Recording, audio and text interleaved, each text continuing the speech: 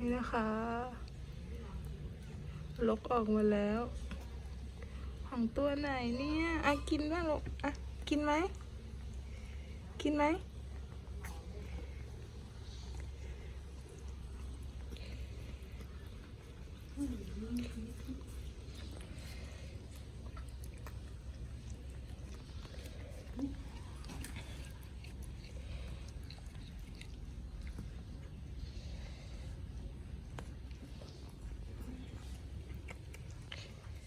กินเดี๋ยวนะ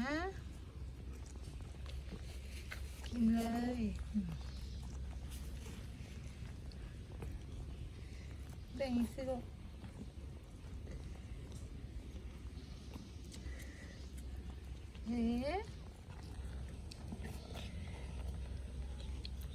ยังไงไม่หลุดสักที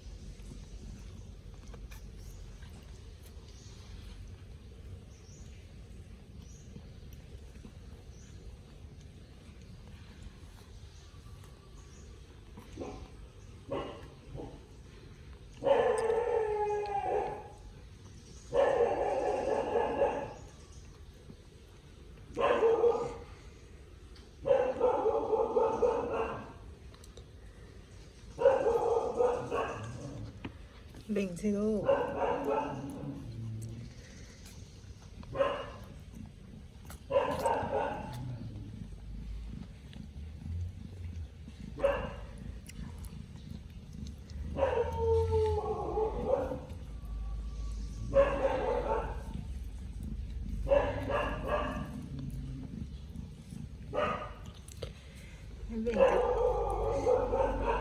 บิ่งจะตัดแล้วนะ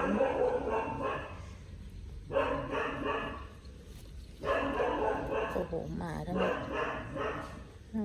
ต้อง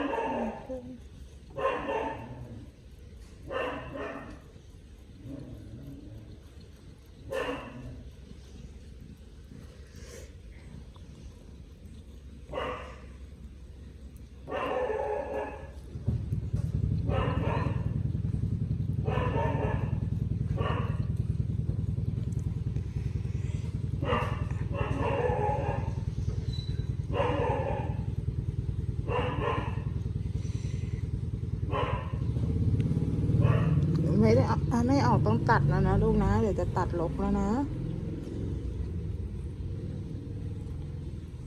เหมือนไข่ตัวนี้ตลกมากเลยมีใต้ตาด้วยนะใต้ตาดำ2 จุดนึกไงอะไรนะยินด้อยไงยินด้อยอะไรยีออกจะเด่นขนาดนี้